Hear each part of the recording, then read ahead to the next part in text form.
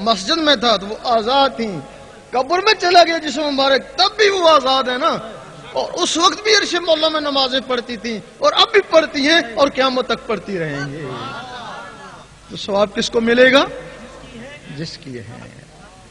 نعرہ تکبیر، نعرہ رسالت، تیرا شاہی میرا شاہی۔ اللہ تعالیٰ کے 99 نام ہیں، ایک ذاتی ہے، 98 صفاتی ہے۔ 98 صفاتی مل کر بھی اس میں ذات کو نہیں پہنچ سکتے۔ وہ 1,24,000 نبی صفاتی اس میں ذات والے، صفاتی اسم والے مل کر بھی اس میں ذات والے کو نہیں پہنچ سکتے۔ موسیٰ علیہ السلام نے کیا؟ اے اللہ دیدار دے، جواب آیا تاب نہیں ہے۔ کہنے لگے کسی میں تاب ہوگی، جواب آیا ایک میرا حبیب اور اس کی امت۔ تو موسیٰ علیہ السلام کو جلال آ گیا، میں نبی ہو کے امتی کے برابر نہیں، جلوہ دے دیکھی جائے گی۔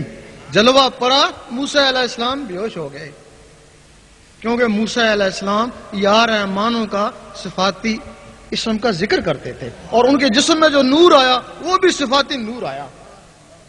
اور کیا وجہ ہے کہ موسیٰ علیہ السلام اس دنیا میں کوتور میں بیہوش ہوئے اور حضور پاک سامنے جا کے مسکرا رہے ہیں۔ موسیٰ علیہ السلام کے جسم میں یا رحمانوں کا صفاتی نور تھا، وہ ذات کی تاب نہ لا سکا، اور حضور پاک کے جسم میں اس میں ذات کا ذاتی نور تھا، ذات کے سامنے مسکرایا، اور حضور پاک کے طفیل وہ اسم اس امت کو ملا، تب اس کو فضیلت ہوئی، اور امت اس سے ڈرتی ہے یا محروم ہے۔ بنی اسرائیل کے نبی رش کرتے ہیں اس امت کے اوپر، وہ دیدار کو ترستے ہیں، یہ کہتے ہیں ہم دیدار کرتے ہیں۔ اگر ان کو فضیلت ہے تو اس میں ذات سے ہے۔ حضرت ابراہیم بن ادم فرماتے ہیں میں نے 70 مرتبہ اللہ کا دیدار کیا ہے۔ حضرت امام ابو حنیفہ فرماتے ہیں میں نے 99 دفعہ اللہ کو دیکھا ہے۔ سلطان صاحب فرماتے ہیں ادھر دیکھتا ہوں مخلوق نظر آتی ہے، اوپر دیکھتا ہوں اللہ نظر آتا ہے۔ تیرا شاہی میرا شاہی، دنیا پر ہے کس کی شاہی؟ یہ اس میں ذات کسی نبی کو نہیں ملا، ملا تو حضور پاک کو ملا۔ حضور پاک کے بعد 9 صحابہ کرام کو ملا جنہوں نے اس کو پھیلایا۔ یہ چشتی، نقشبندی، قادری اسی میں سے آتے ہیں۔ پہلے 9 تھے، اب 4 رہ گئے، 4 بھی ایک کٹ گیا، سورہردی 3 رہ گیا، 3 رہ گیا اب۔ اچھا، پھر 9 صحابہ سے پھر ان 12 اماموں کو جو وقت کے غوث تھے اجتماعی طور پہ پھر ان کو دے دیا گیا، پھر انہوں نے اس کو پھیلایا، پھر 12 اماموں سے لے کے انفرادی طور پہ غوث پاک کو دے دیا گیا، تب آپ غوث اعظم کہلائے۔ اب پھر غوث پاک کو حکم ہوا ہے کہ اب تم اس کو آگے پھیلاؤ۔ اب پھر غوث پاک نے پھر ولیوں کو پھیلانا شروع کر دیا۔ اب یہ اس میں ذات غوث پاک کے پاس ہے۔ آپ کو کہیں سے بھی حاصل ہو جائے سمجھیں کہ آپ غوث پاک سے ہی آپ کو اس میں ذات حاصل ہوا ہے۔ سبحان اللہ۔ پھر جب یہ ولیوں تک پہنچا، ان کے سینوں تک پہنچا، پھر اس کے بعد یہ بگڑنا بھی شروع ہو گیا۔ بگڑا کیسے؟ ولی تھا، اس میں ذات لے کے آیا، لوگوں کو اس میں ذات سکھایا، قلب کا اس میں ذات سکھایا۔ جب وہ دنیا سے چلا گیا اس کا بیٹا ولی بن کے بیٹھ گیا۔ ولایت وراثت نہیں تھی، اگر وراثت ہوتی تو نبوت ہوتی نا، بھئی نبوت ہوتی نا، وراثت، نبوت اعلیٰ مقام ہے نا ولایت سے۔ اگر نبوت وراثت نہیں ہے تو ولایت کیسے وراثت ہو سکتی ہے؟ اگر نبی کا بیٹا نبی نہیں ہو سکتا تو ولی کا بیٹا ولی کیسے ہو سکتا؟ واہ سبحان اللہ۔ پھر کیا ہوا؟ پھر اس کا بیٹا وہ ولی بن کے بیٹھ گیا، وہ صدیوں سے یہ رسم چلنا شروع ہو گئی۔ ہو سکتا ہے ان میں کوئی ایک آدھ ولی آ بھی جائے، لیکن ان کی ساری اولاد ولی تو نہیں ہو سکتی ہے نا۔ اب ہمارے لوگ ان گئے، جا کے بیعت ہونا شروع ہو گئے، جا کے پوچھا تو سنا تھا کہ قلب کا بھی معاملہ ہوتا ہے۔ کہنے لگے یہ تو بڑا مشکل کام ہے، جنگلوں میں جانا پڑتا ہے، یہ تو بڑا جلالی ہے، تو پاگل ہو جائے گا، کیا تو جنگل میں جائے گا؟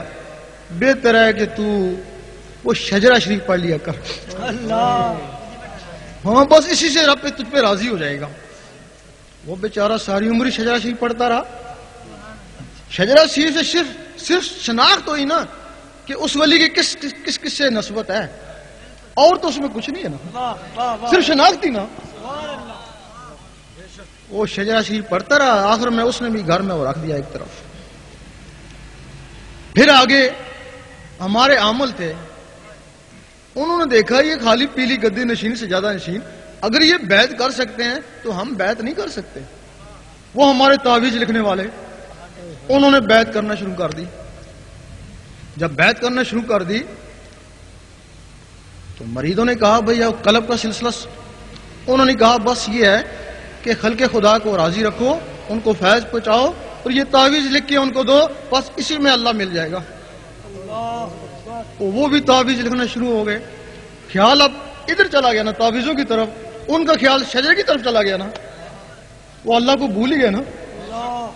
اس کے بعد ہمارے عالموں نے دیکھا بھائی ہم تو ان سے بہتر ہیں، اتنا علم جانتے ہیں، اگر انہوں نے 10-20 آدمی پیچھے لگا لیے تو ہم نہیں کر سکتے ایسا. وہ عالموں نے بیعت کرنا شروع کر دی. جب عالموں نے بیعت کرنا شروع کر دی تو مریدوں نے کہا کہ کچھ قلب کا معاملہ، بس منطق سیکھ لو، فلسفہ سیکھ لو، بحث کرنا سیکھ لو.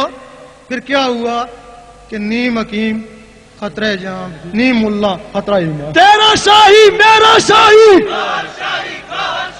دنیا پر ہے کس کی شاہی، میرا ماہی تیرا ماہی.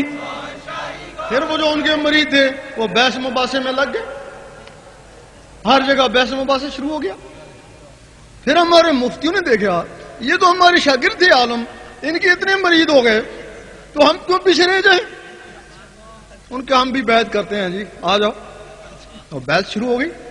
انہوں نے پھر کیا کیا تو پھر اپنے شاگردوں کو وہ فتویٰ سکھا دیا کہ جو بھی ذرا ہلے جلے اس پہ فتویٰ لگا دینا،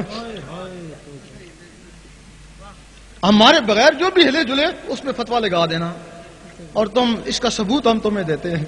ابھی روحانی سفر کو دیکھ لو، اس کے اوپر جو فتوے لگائے انہی کے شاگردوں نے لگائے نا بھائی، انہی مفتیوں کے شاگردوں نے فتوے لگائے نا. اور اس کے پڑھ کے دیکھو آیا اس پہ فتوے لگتے ہیں یا نہیں. لبیک لبیک الجہاد الجہاد الجہاد الجہاد. اب امت بالکل اس مزاج سے دور چلی گئی. اب ان کو پتہ ہی رہا کہ اس مزاج بھی ہوتا تھا، کہنے لگے ہوتا تھا لیکن پرانے زمانے میں، اب نہیں ہے. لیکن جس دن یہ اس مزاج دنیا سے چلا گیا، دنیا کو حق ہی نہیں ہے زندہ رہنے کا، اسی دن قیامت کو آ جانا ہے. یہ اس مزاج ہر زمانے میں، صرف ہے کہ اس کی شناخت نہیں ہے. اس وقت جتنے بھی آدمی ہیں کسی نہ کسی سے بیعت ہوں گے. ہر شخص اپنے پیر کو ولی سمجھتا، تب اسے بیعت ہوا نا، کیونکہ بیعت ولی کی ہوتی ہے. اب سارے تو ولی نہیں ہو سکتے ہیں نا، سب کے پیر ولی نہیں ہو سکتے ہیں. اس وقت دنیا میں 360 ولی ہوتا ہے، 40 ابدال ہوتا ہے. ابدال کو بھی اجازت نہیں ہے کہ وہ بیعت کرے. صرف غوث اور کتب، ایک غوث 3 کتب، وہ ابدال، ایک غوث 3 کتب وہ بیعت کے مجاز ہیں، یا ان کے آگے خلیفے. اب جدھر بھی جاؤ غوث زمان اور کتب زمان، غوث زمان اور کتب زمان. اب ان کو پہچاننا بڑا مشکل ہو گیا. ولی کو ولی پہچانتا ہے،